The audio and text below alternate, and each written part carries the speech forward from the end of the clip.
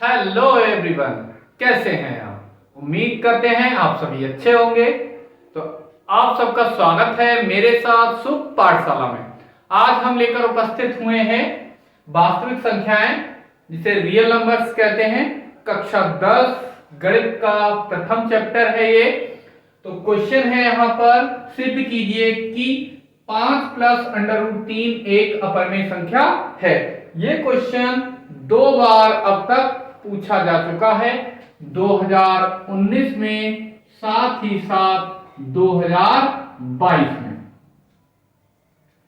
तो इस तरह के क्वेश्चंस को हम किस तरह से सॉल्व करते हैं, आइए देखते हैं। तो इसका सॉल्यूशन, सबसे पहले क्या करना होता है, हमें जो भी हमें यहां पर संख्या दे रखी है, मान लेते हैं कि ये एक परिमेय संख्या है। तो यहां पर माना 5 प्लस अंडर रूट 3 एक परिमेय संख्या है। ये अभी हमने कल्पना कर ली है, हालांकि हम जानते हैं कि ये एक अपरिमेय संख्या है और हमको सिद्ध भी यही करना है, लेकिन अभी हमने इसको मान लिया है। जब ये एक अपरिमेय संख्या है तो क्या होगा, तब इसे P बटा Q के रूप में लिखा जा सकता है। Q के रूप में लिख सकते हैं, के रूप में लिख सकते हैं। और जब लिख सकते हैं तो मान लेते हैं, माना जो P बटा Q है वो मान लिया कि जो 5 प्लस का अंडर रूट 3 है, ये 5, ये क्या है, P बटा Q के बराबर है। ये क्या है, परिमेय संख्या तभी होती है जब किसी भी संख्या को P बटा Q के रूप में लिख सकते हैं। तो हमने मान लिया कि यह P बटा Q ही है। तब जहां पर जो P और Q क्या है, वो अगर आप लिखना चाहें तो लिख सकते हैं।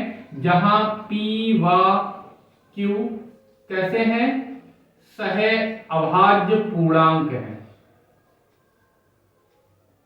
सह अभाज्य पूर्णांक है। तो यहां पर क्या हो जाएगा, इसे सॉल्व करके देखते हैं। ये क्या हो जाएगा, 5, ये 5 को इधर ले गए, तो यहां पर हमें क्या मिलेगा, अंडर रूट 3 अपने ही स्थान पर रहा। ये कैसा हो गया, P बटा Q, और ये माइनस का 5। अब कोई भी एक परिमेय संख्या लेते हैं, मान लीजिए ये परिमेय संख्या है 12, परिमेय संख्या है मान लीजिए, हालांकि है भी, लेकिन हमने अभी सपोज कर लिया है कि ये परिमेय संख्या कितनी है, 12 है। तो इसमें से हम परिमेय संख्या 5 भी एक परिमेय संख्या है, इसको घटाएंगे, माइनस करेंगे तो हमें क्या मिलेगा, 7, जो कि क्या है, एक परिमेय संख्या ही है। तो यहां पर जब ये P बटा Q परिमेय संख्या है, उसमें से हमने 5 घटाना है, तो ये जो नंबर हमको मिलेगा वो क्या मिलेगा, परिमेय संख्या ही मिलेगा। तो क्या होगा, अतः P बटा Q माइनस का 5 क्या है, एक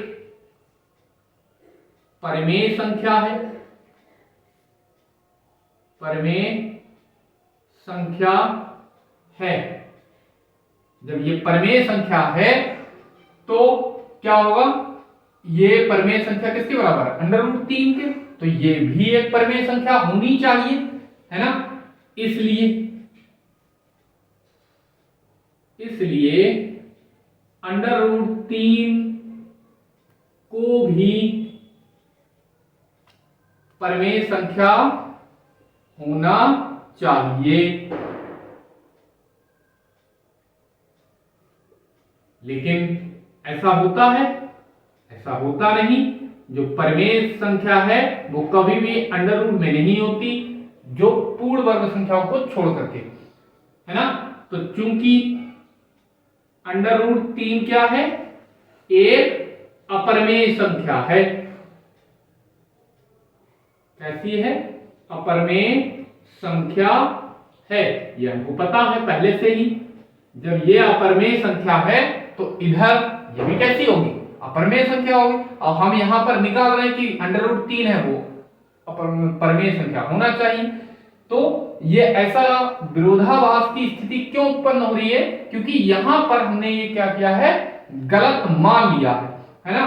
तो यहां पर क्योंकि √3 एक अपरिमेय संख्या है ना, इसलिए अतः यह विरोधाभास की स्थिति, कौन सी विरोधाभास की स्थिति, जो हमने परिमेय और अपरिमेय, यहां पर ये √3 को परिमेय संख्या होना चाहिए लेकिन है तो अपरिमेय, तो ये विरोधाभास की स्थिति उत्पन्न हो गई। अतः विरोधाभास की यह स्थिति हमारी गलत कल्पना के कारण उत्पन्न हुई है। स्थिति हमारी गलत कल्पना के कारण उत्पन्न हुई है।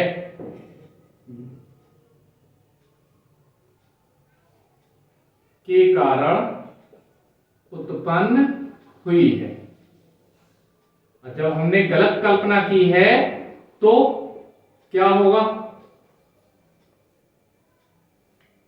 गलत कल्पना की है, हमने माना है परिमेय संख्या है, तो ये कैसी हो जाएगी, अपरिमेय संख्या।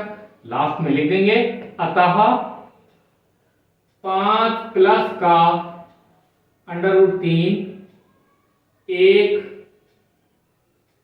अपरिमेय संख्या है। और यही हमको सिद्ध करके दिखाना था, तो ये यहां पर सिद्ध हो गया, इति सिद्धम। इसी तरह का बीच में यहां पर है 5 प्लस का √3।